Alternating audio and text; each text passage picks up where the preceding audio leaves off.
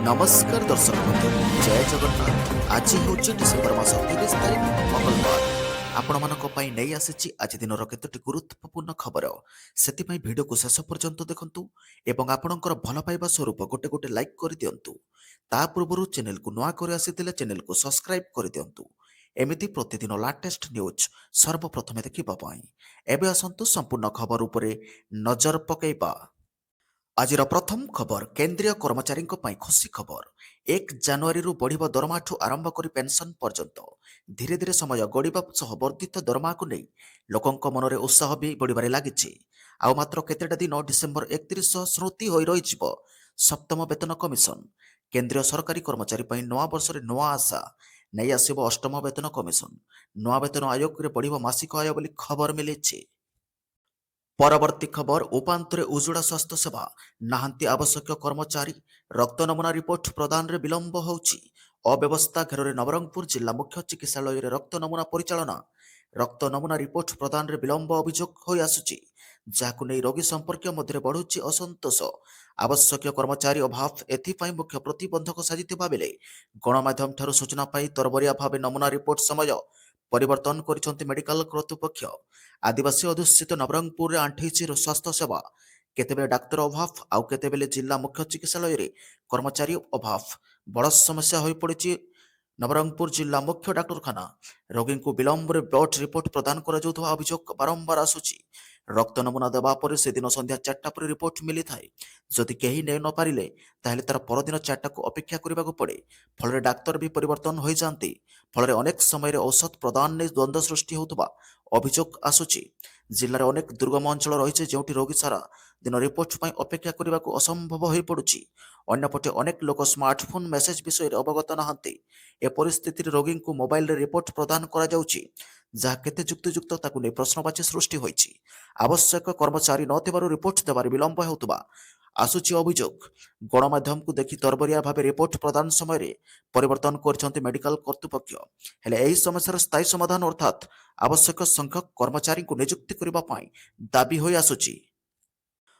परवर्ती खबर बंद रहिबो ऑफलाइन फूड डेलीवरी। नवा वर्ष रे आउ 10 मिनिट रे पहुंची पारिबनी खाद्य। जीरो नाइट एवं नवा वर्ष रे ऑनलाइन ऑर्डर बंद रहिबो। घरे पहुंचीबनी आपणकर मगा जाइथिबा गरम खाद्य। सतर्क न रहिले रहि पारंती उपवास। एही 2 दिन रे जदि आपण घरे बसी खाद्य मगाइबा पई योजना करथुबे ताहेले आगुआ होई जांतु सचेतन। कारण आउ 10 मिनिट रे आपण निकट रे पहुंचीबनी गरम गरम खाद्य। ठप हेबाकु जाउछि ऑनलाइन खाद्य डेलीवरी। विभिन्न दाबी ने आसंता 31 तारिख रु पुणी थरे हड़ताल करबा पई डाकरा दैछि gig works. Swiggy Zomato Blinkit भली ऑनलाइन खाद्य डेलीवरी करुथबा प्लाटफॉर्म रे काम करुथबा कर्मचारी आंदोलन लोकों ऊपर निश्चय प्रभाव पकाइब। तेबे एही हड़ताल डाकरा दैछि आईएफटी गत 25 तारिख रे एबोली हड़ताल डाकरा दैतिला गिग वर्क्स। या द्वारा गुरुग्राम सर्वाधिक प्रभाव होइतिला। सेपटे थंडा संग को घन कुहुड़ी पई कर्मचारी माने खाद्य पहुंचेबा लागि बहु असुविधार सम्मुखीन होउचंती। एणु रात्रि 11टा पर सर्विस को बंद करबा पई दाबी करिसंती। याको नै आपनक मतामत कोन कमेंट माध्यम रे जणांतु। परवर्ती खबर बुला कुकुरक गणति करिबे एबे शिक्षक। दिल्ली सरकार जारी कले निर्देश। दिल्ली सरकार शहर में बुला कुकुरक गणति करबा पई स्कूल टीचर को ड्यूटी करबा को निर्देश दैछंती। एथिरे सरकारी और घराई 2 प्रकार स्कूल शिक्षक सामिल हेबे। ए निर्देश शिक्षा निर्देशालय जारी करिछि। जिला शिक्षा अधिकारी को नोडाल अधिकारी करबा और चयन करा जाई थिबा शिक्षक सूचना शिक्षा निर्देशालय को पठाइबा को कहा जाइछि। पर एही सूचना दिल्ली सरकार को मुख्य सचिव कार्यालय को दियाजिबो। शिक्षा निर्देशालय कहवा अनुसार यह कम लोकों सुरक्षा सह जड़ित एवं सुप्रीम कोर्टर 7 नवेम्बर 2025 निर्देश अनुसार करा जाइछि। एथिपाई यहाकू बहुत जरूरी काम कहा जाउछि। दिल्ली रे बुला कुकुरଙ୍କ संख्या लगातार बढ़िबारे लागिछि जोंतरे स्कूल रो आखपाखरे पिलांको सुरक्षा को नै चिंता बढ़ी जाइछि। एही कारणरू प्रशासन एक नवा पदक्षेप नेछि। एबे सरकारी स्कूल रो शिक्षकों को स्कूल परिसर और आखपाखरे थिबा बुला कुकुरଙ୍କ गणति और निरीक्षण रो काम दिया जाइछि। शिक्षकों को यही दायित्व दिया जाइछि जे या देखिबे जे स्कूल भितरे किंबा बाहर केते बुला कुकुर बुलुचंती सेमाने केउठी अधिक देखा दियंती एवं सेमाने पिलांको कोन पिलांको पई विपद होई परिबे।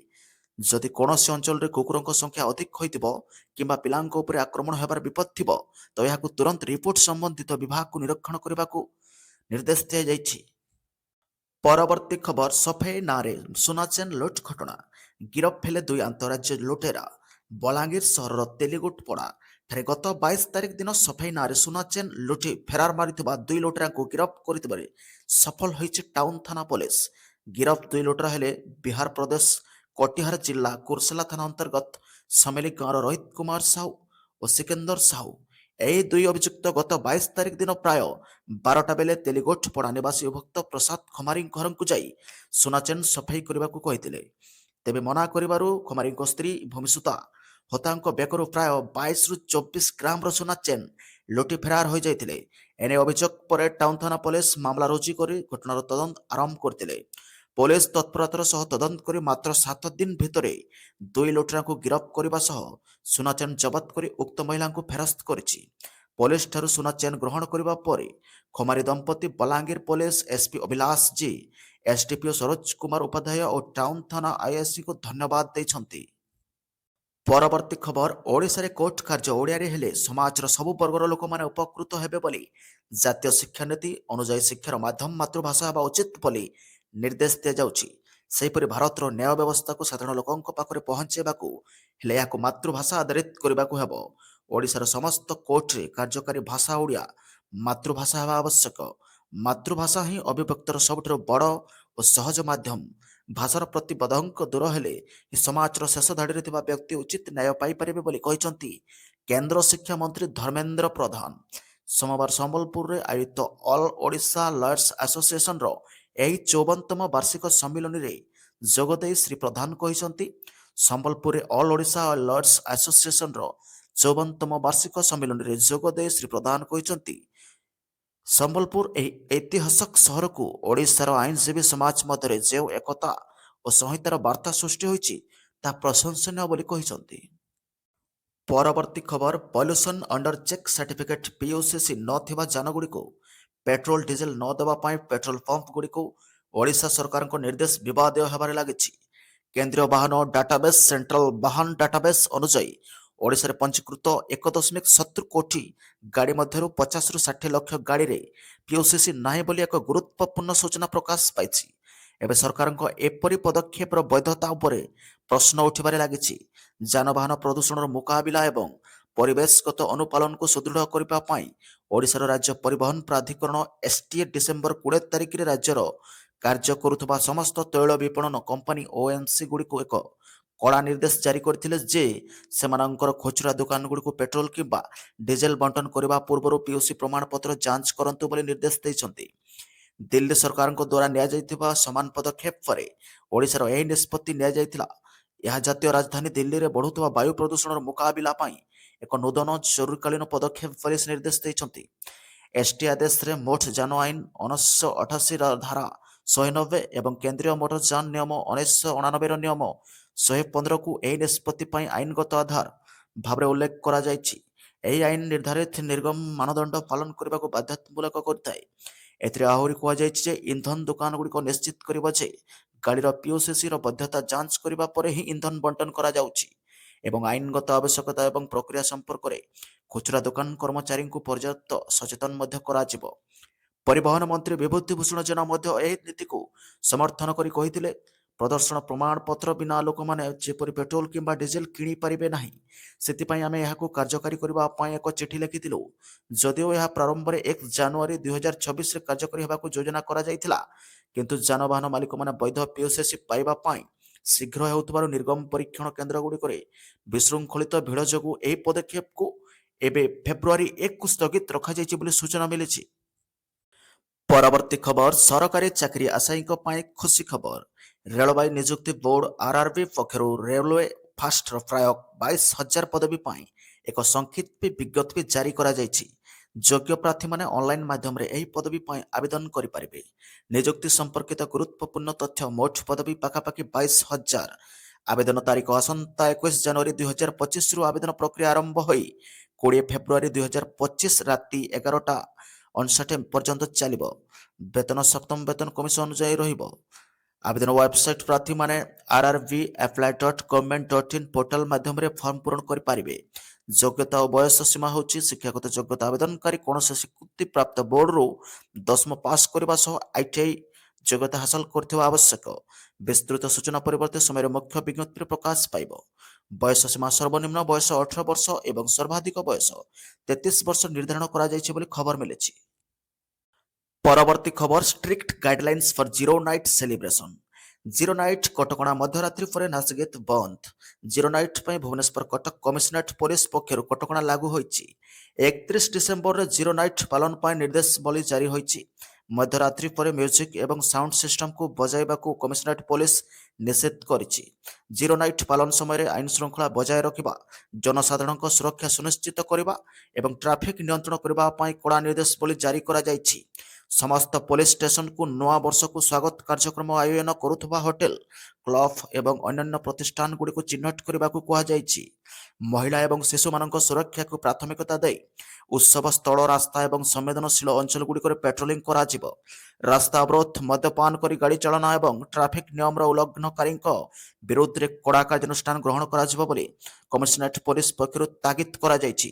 ରାସ୍ତା ପାସ୍ ପରେ ଉତ୍ସବକୁ ମନା କରାଯାଇଛି ବୋଲି ଖବର ମିଳିଛି। ପରବର୍ତ୍ତୀ ଖବର ଟାଟା ପାୱାର ଅଫିସରେ ତାଲା ମାରିଲା କଂଗ୍ରେସ।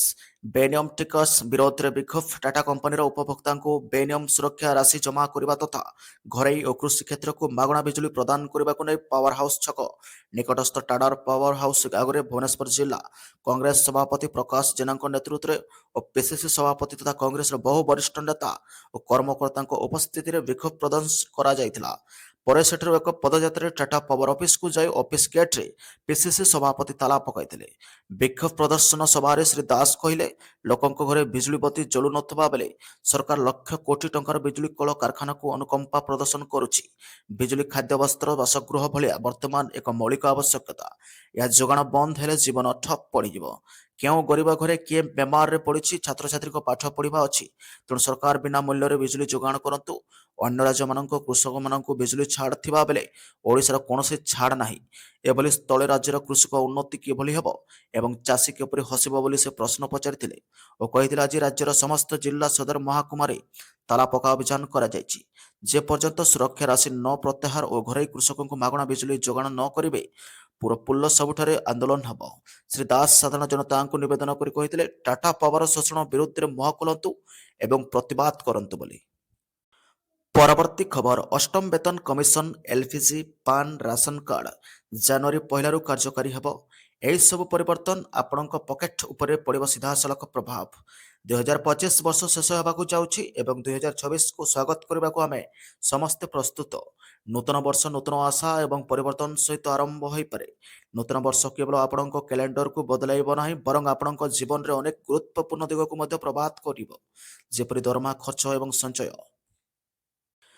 ପରବର୍ତ୍ତୀ ଖବର ଡିସେମ୍ବର 31 ପୂର୍ବରୁ ଶେଷ କରନ୍ତୁ ଏହି 3ଟି ଗୁରୁତ୍ୱପୂର୍ଣ୍ଣ କାମ, ନଚେତ୍ ଅଟକି ରହିବ ଆପଣଙ୍କ ଟଙ୍କା। ବର୍ଷର ଶେଷ ମାସ 2 ଦିନ ମଧ୍ୟରେ ଶେଷ ହେବ, ଯାହା ନୂତନ ବର୍ଷର ଆରମ୍ଭ ହେବ। ତଥାପି ଯଦି ଆପଣ ନୂତନ ବର୍ଷର ଉତ୍ସାହରେ ଏହି 3ଟି କାର୍ଯ୍ୟ ସମାପ୍ତ କରିବାକୁ ଭୁଲି ଯାଆନ୍ତି, ତେବେ ଆଜି ହିଁ ସେଗୁଡ଼ିକ ସମାପ୍ତ କରନ୍ତୁ, କାରଣ ଶେଷ ତାରିଖ ଡିସେମ୍ବର 31 ତାରିଖ। ବାର୍ଷିକ ଜିଏସଟି ରିଟର୍ଣ୍ଣ ଫାଇଲିଂ। ଆପଣଙ୍କର ବାର୍ଷିକ ଜିଏସଟି ରିଟର୍ଣ୍ଣ ଦାଖଲ କରିବାର ଶେଷ ତାରିଖ ଡିସେମ୍ବର 31 ତାରିଖ। ତେଣୁ ଯଦି ଆପଣ ଏହା ବ୍ୟବସାୟ କିମ୍ବା ଜିଏସଟି ପଞ୍ଜୀକୃତ ସଂସ୍ଥାର ମାଲିକ, ତେବେ ଡିସେମ୍ବର 31 ତାରିଖ ସୁଦ୍ଧା ଏହା କରନ୍ତୁ।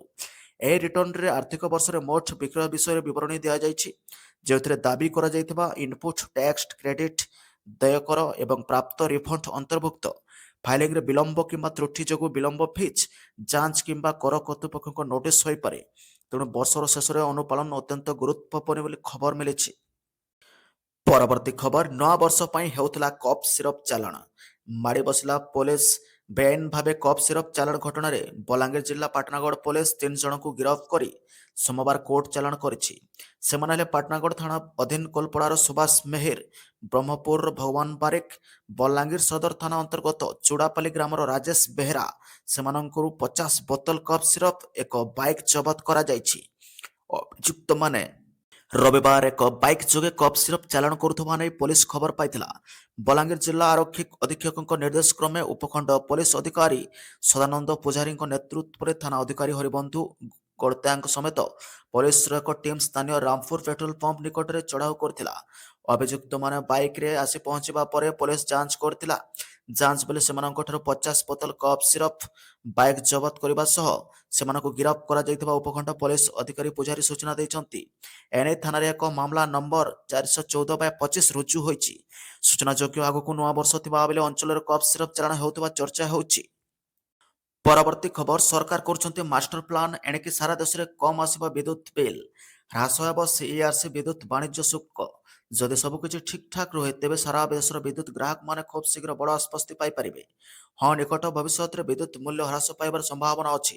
ପ୍ରକୃତରେ କେନ୍ଦ୍ରୀୟ ବିଦ୍ୟୁତ୍ ନିୟାମକ ଆୟୋଗ ସିଇଆର୍ସି ବିଦ୍ୟୁତ୍ ବାଣିଜ୍ୟ ଏକ୍ସଚେଞ୍ଜରେ ଆଦାୟ ହେଉଥିବା କାରବାର ଶୁଳ୍କ ଯୁକ୍ତିଯୁକ୍ତ କରିବା ବିଷୟରେ ବିଚାର କରୁଛି। ଏହି ପଦକ୍ଷେପର ଲକ୍ଷ୍ୟ ହେଉଛି ବିଦ୍ୟୁତ୍ ମୂଲ୍ୟକୁ ସମ୍ଭାବ୍ୟ ଭାବରେ ହ୍ରାସ କରିବା। ଏହି ସଂସ୍କାରଗୁଡ଼ିକ ଦକ୍ଷତା ବୃଦ୍ଧି କରିବାରେ ସ୍ଥିତିକୁ ସୁଦୃଢ଼ କରିବା ଏବଂ ବିଭିନ୍ନ ଏକ୍ସଚେଞ୍ଜ ମୂଲ୍ୟକୁ ଯୁକ୍ତିଯୁକ୍ତ କରିବାରେ ସାହାଯ୍ୟ କରିବ ବୋଲି ଖବର ମିଳିଛି।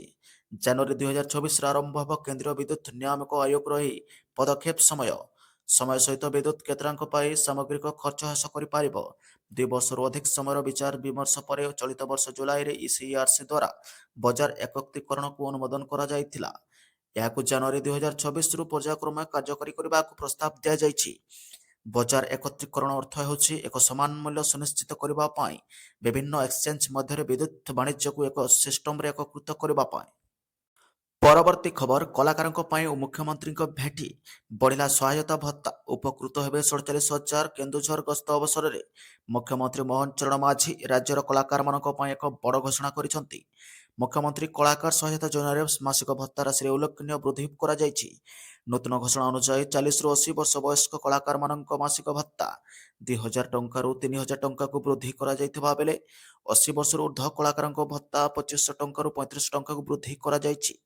ସରକାରଙ୍କ ଏହି ନିଷ୍ପତ୍ତି ଦ୍ୱାରା ରାଜ୍ୟର ପ୍ରାୟ 47,704 ଜଣ କଳାକାର ସିଧାସଳଖ ଉପକୃତ ହେବେ। ଓଡ଼ିଶାର କଳା ସଂସ୍କୃତିକୁ ବଞ୍ଚାଇ ରଖିଥିବା କଳାକାରମାନଙ୍କ ଆର୍ଥିକ ସ୍ଥିତି ସୁଧାରିବା ଏବଂ ସେମାନଙ୍କୁ ସମ୍ମାନଜନକ ଜୀବନ ପ୍ରଦାନ କରିବା ଦିଗରେ ମୁଖ୍ୟମନ୍ତ୍ରୀଙ୍କ ଏହି ପଦକ୍ଷେପ ଏକ ଗୁରୁତ୍ୱପୂର୍ଣ୍ଣ ମାଇଲଖୁଣ୍ଟ ବୋଲି ବିବେଚନା କରାଯାଉଛି। ପରବର୍ତ୍ତୀ ଖବର ଆଉ ଦେଖିବାକୁ ମିଳିବନି ଥାଲାପତି ବିଜୟଙ୍କର ଅଭିନୟ ଜାଲବା। ବଡ଼ ପର୍ଦ୍ଦାରେ ଲୋକଙ୍କୁ ହସାଉଥିବା କନ୍ଦାଉଥିବା ଚରିତ୍ର ସବୁଦିନ ପାଇଁ ଚଳଚ୍ଚିତ୍ର ଜଗତରୁ ନେବେ ବିଦାୟ। ବିଜୟ 10 ବର୍ଷର ବୟସରେ ତାମିଲ ଚଳଚ୍ଚିତ୍ର ଭେଟ୍ରିର ଶିଶୁ କଳାକାର ଭାବରେ ତାଙ୍କର କ୍ୟାରିୟର ଆରମ୍ଭ କରିଥିଲେ। 18 ବର୍ଷ ବୟସରୁ ଅଭିନୟ ତାଙ୍କର ନାଳାୟଥରୁ ଚଳଚ୍ଚିତ୍ରରେ ନାୟକ ଭାବେ ଡେବ୍ୟୁ କରିଥିଲେ। ବର୍ତ୍ତମାନ ସେ 51 ବର୍ଷରେ ପାଦ ଥାପିଛନ୍ତି। ନିଜ ଅଭିନୟର ଯାଦୁରେ ଦର୍ଶକଙ୍କୁ ବିମୋହିତ କରୁଥିବା ବିଜୟ ଆଉ ଅଭିନୟ କରିବେ ନାହିଁ। ଶନିବାର ଦିନ ମାଲେସିଆରେ ନିର୍ଦ୍ଦେଶକ ଭିନୋଦଙ୍କ ଫିଲ୍ମ ଜୟ ନାୟନର ଏକ ଅଡିଓ ଲଞ୍ଚ ସମୟରେ ସେ ଏହି ଘୋଷଣା କରିଥିଲେ। ପର୍ଦ୍ଦାରେ ନଜର ଆସିବେନି ଥଲାପତି ବିଜୟ। ରାଜନୀତିରେ ସବୁବେଳେ ସକ୍ରିୟ ରହିବା ପାଇଁ ବିଜୟ ଏହି ନିଷ୍ପତ୍ତି